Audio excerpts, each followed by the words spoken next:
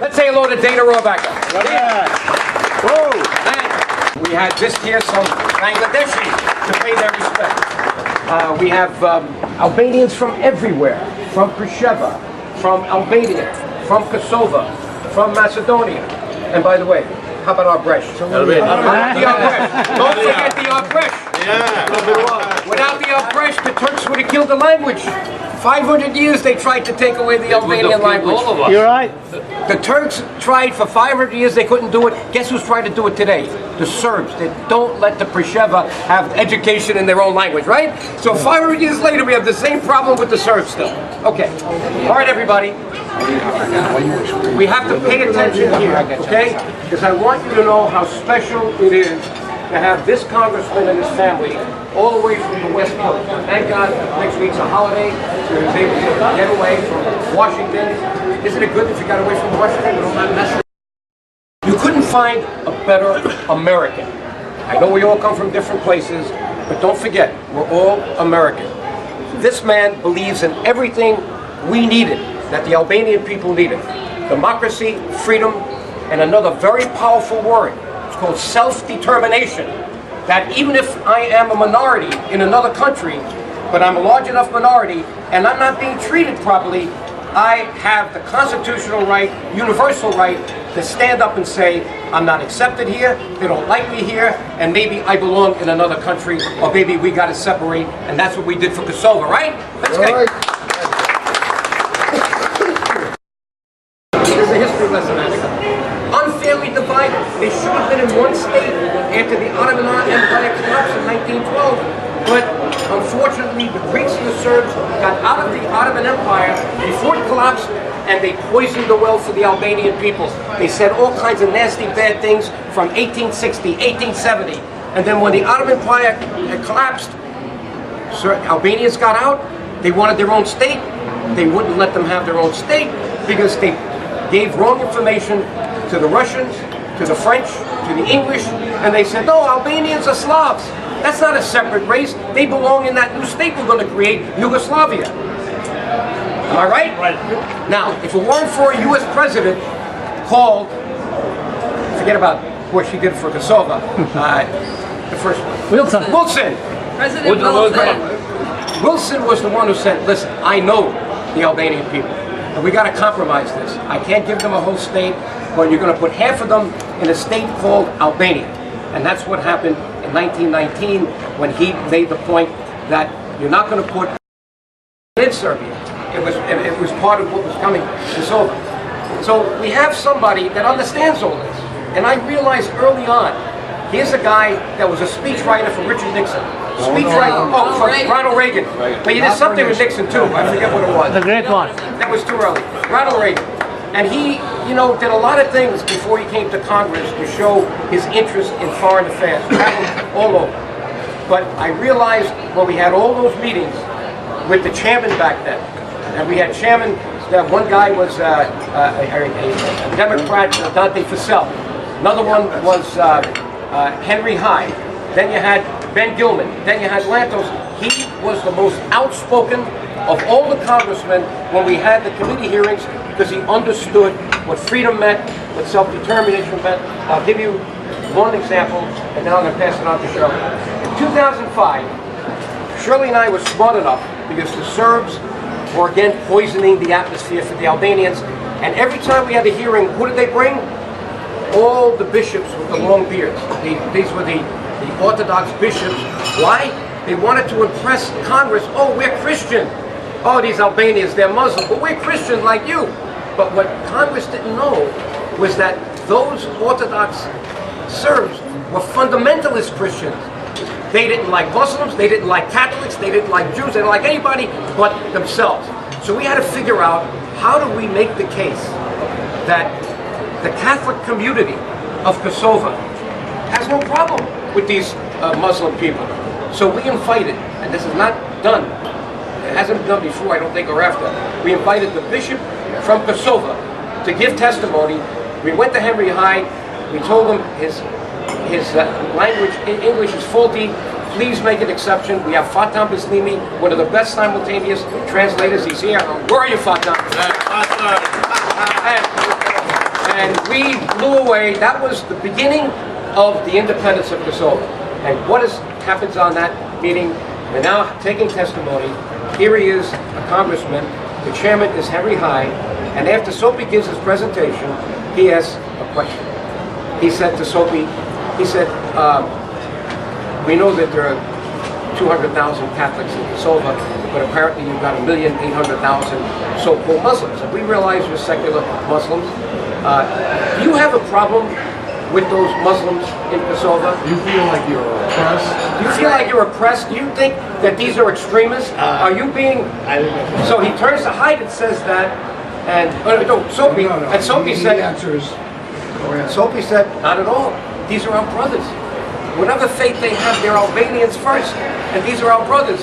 So then he turns to Hyde and says, if this Catholic bishop has no problem with the Muslims, why should we have a problem with these beautiful Albanians from Kosovo, maybe Muslims? And that's what, we never saw another Serb bishop again. They never came back. That moment was the turning point. It was. That was the turning point. That wasn't that great? That's the beginning of the independence. Dana is one of the few congressmen that really speaks truth to power. He isn't concerned about representing a party. He's concerned about representing the fundamental principles of the United States and extending them throughout the world. And it's something that we should all greatly appreciate. He's also very humble, actually, about his accomplishments and in relation to Southeast Europe. And there was another electrifying moment in a hearing, and I think you may remember this, Dana, when it was one of the last that the late Congressman and chairman at that time, Tom Lantos, held on behalf of Kosovo's independence. And at that time, I don't know whether any of you remember, I think it was part of the State Department policy to stand with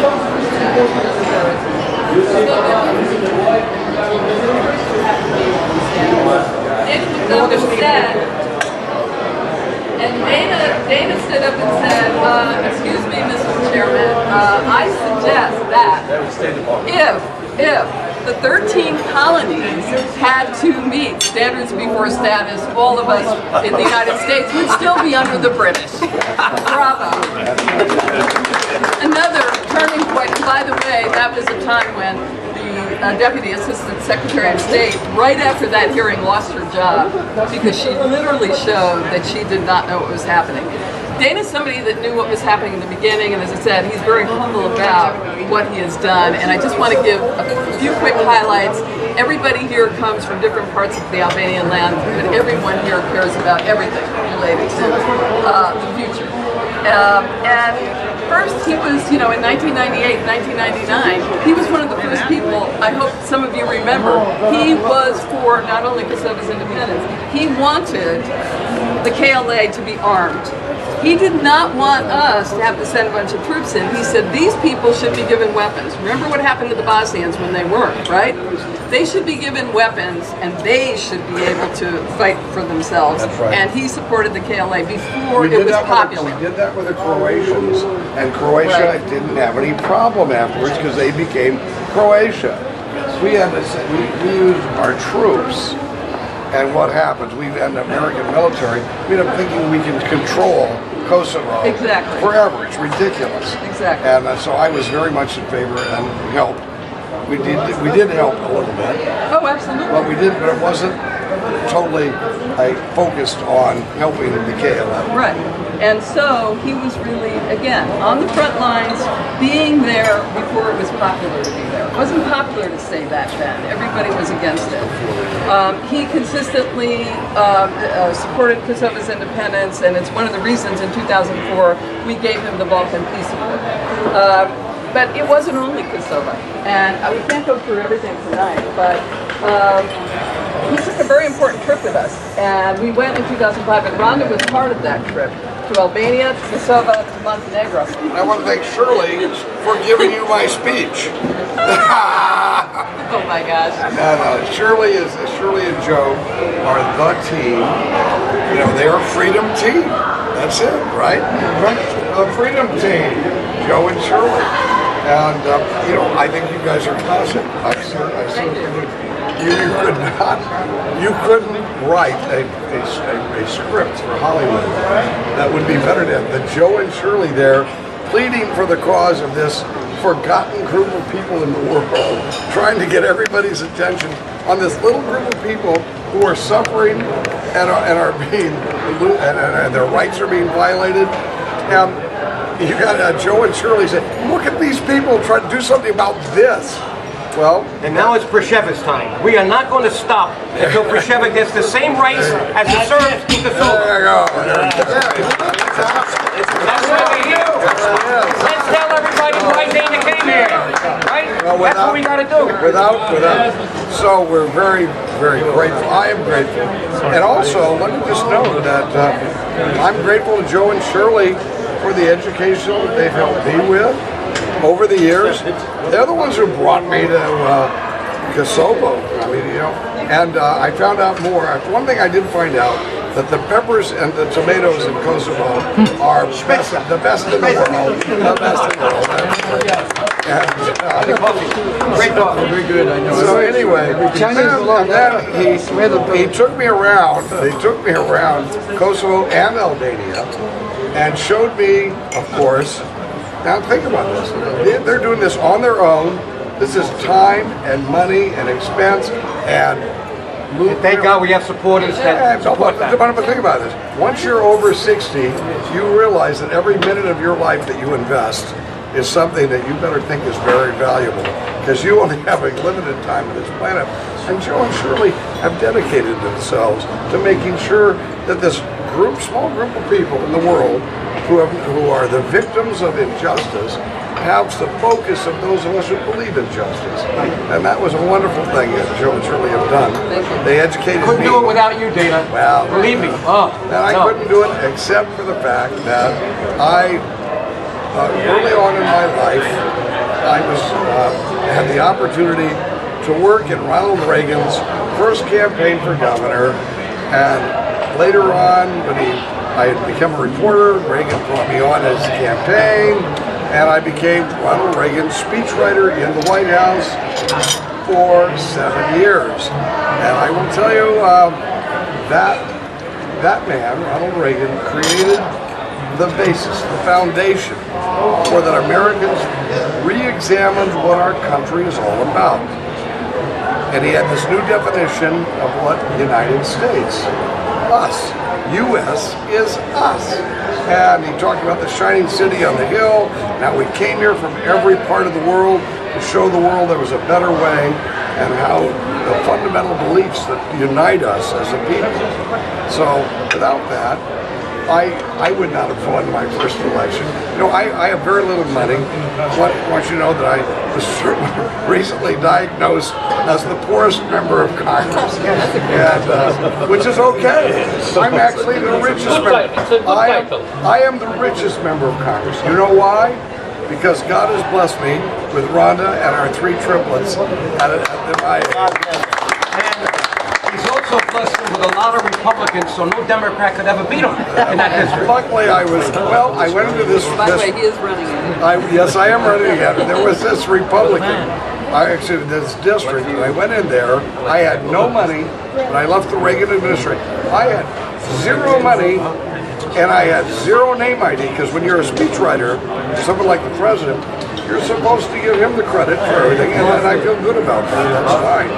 And so when I got back, I had no name ID and no money, but what I had was 50 pictures of myself with Ronald Reagan, and that's all I needed. But Reagan wasn't just a president. He was a man who, as I say, had us re-examine our fundamental values. What do we need as Americans? What does that mean? And that's what is, and that re-examination, that understanding where that relates to things in the world, has made sure that Joe and Shirley and I were able to communicate on what policies flow from that basic philosophy. And as Joe mentioned, I do believe in individual freedom. I believe in democracy. But I also believe in self-determination. And that has caused me to have a lot of enemies. You can guess that because it creates problems for people. And the fact is that power structures don't want to give if this minority doesn't want to be part of your country, for us to force them to be part of that country is a violation of everything America is supposed to be about. What we have, of course, is our country started our birth with a Declaration of Independence. And when Joe talked about that hearing that we had, I was quoting that, the Declaration of Independence, where we have a right to sever the bonds that unite us. We, as a majority in that part of the world, believe that we need to institute a new government. Well, anyway, with that said, that's one part of it. The other part of it, I became aware of what Albanians were.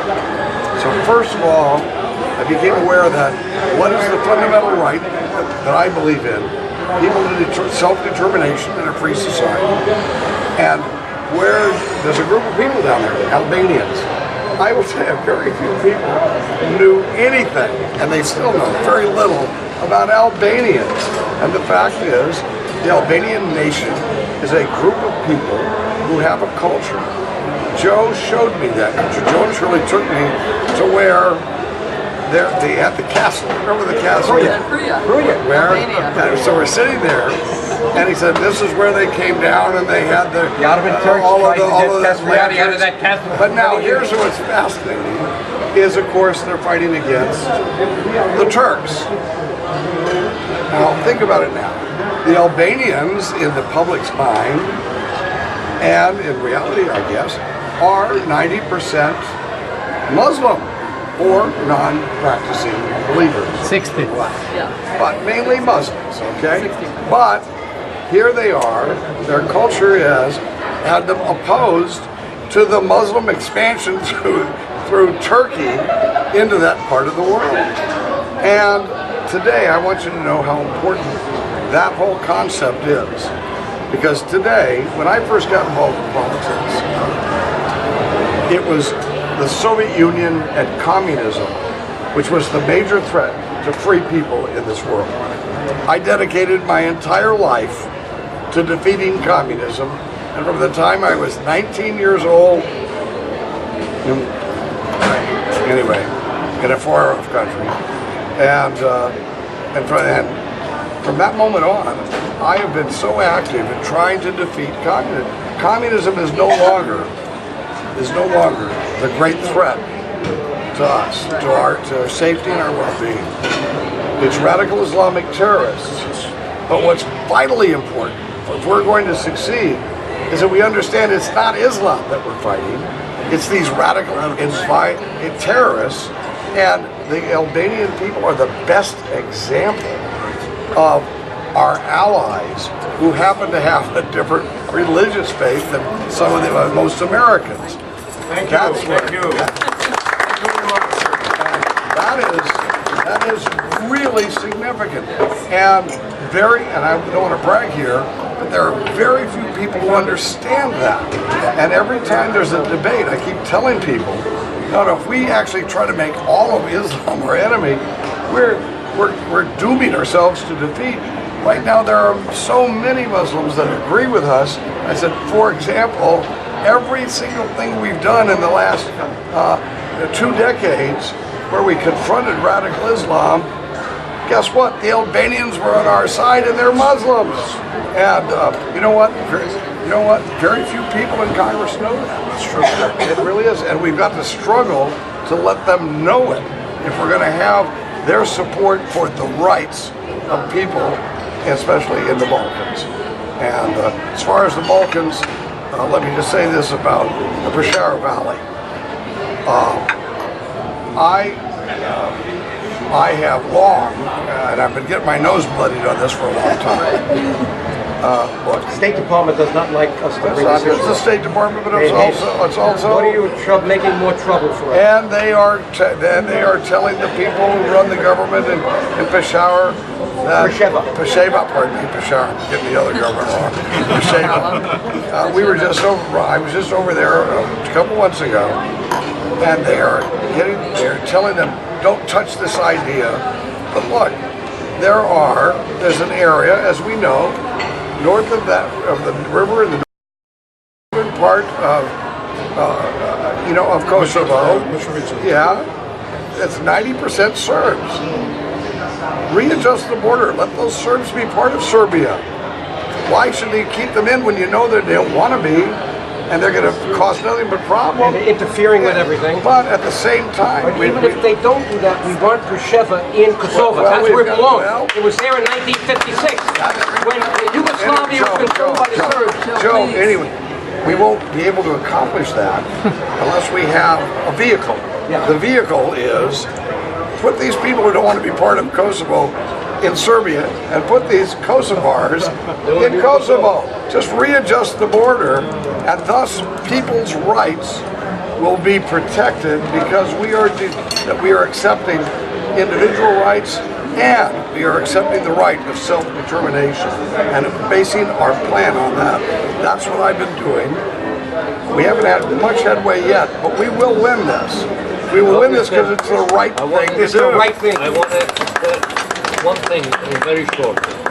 There's nothing very short with you, but go ahead. We are not asking for more than what belongs to us. Right.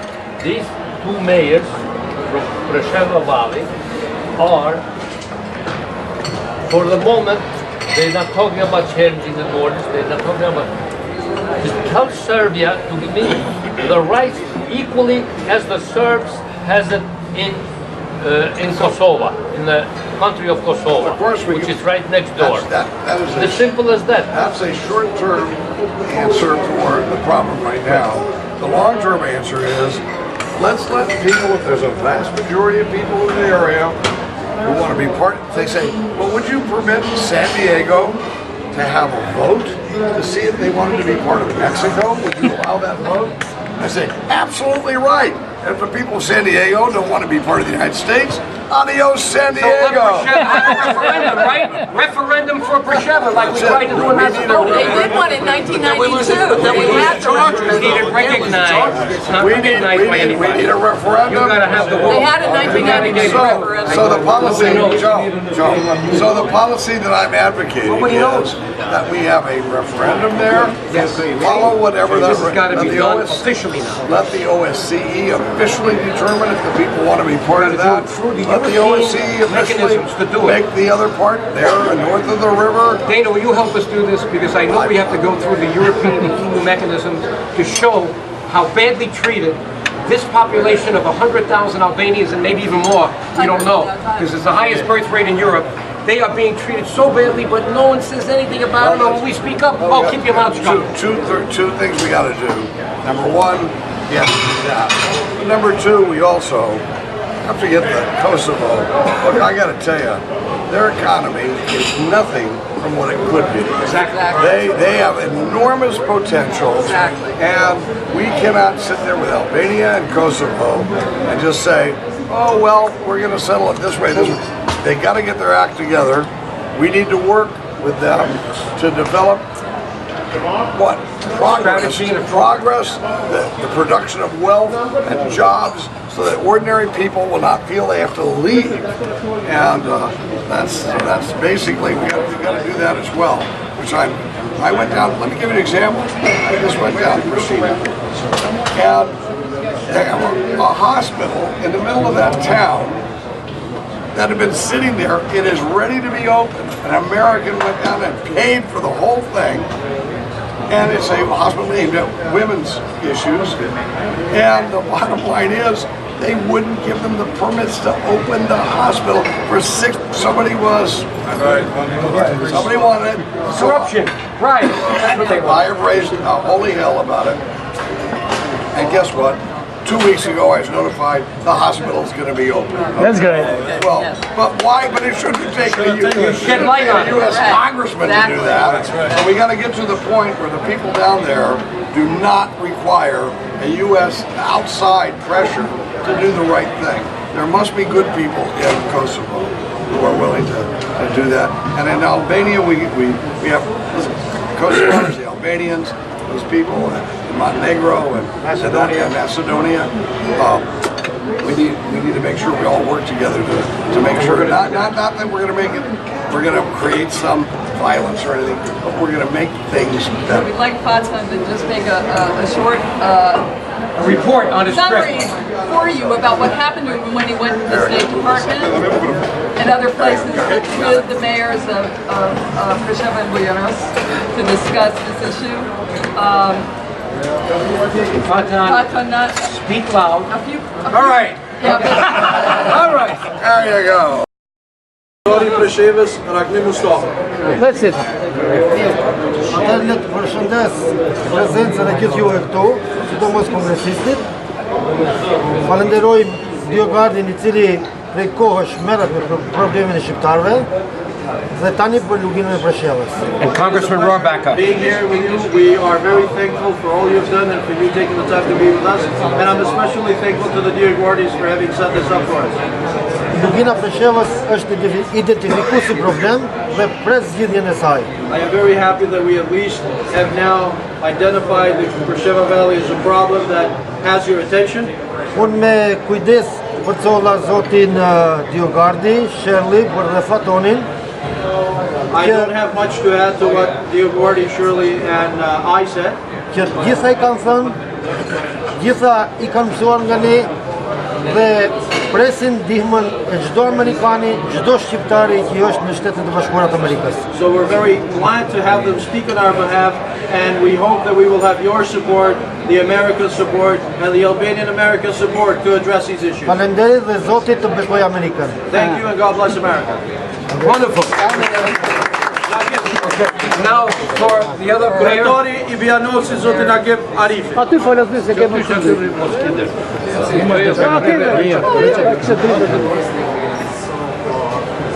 Përse pare falenderit dhe urime fitoria Shqipërisë sot.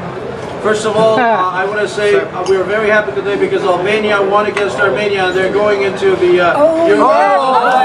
for the first time in history. for the first time in history, yeah. Zonjën DioGuardi dhe Zotrin DioGuardi e falenderojmë shumë po ashtu edhe kongresmenin I want to thank the DioGuardis very much, everybody's here, but especially Congressman Rohrabacher.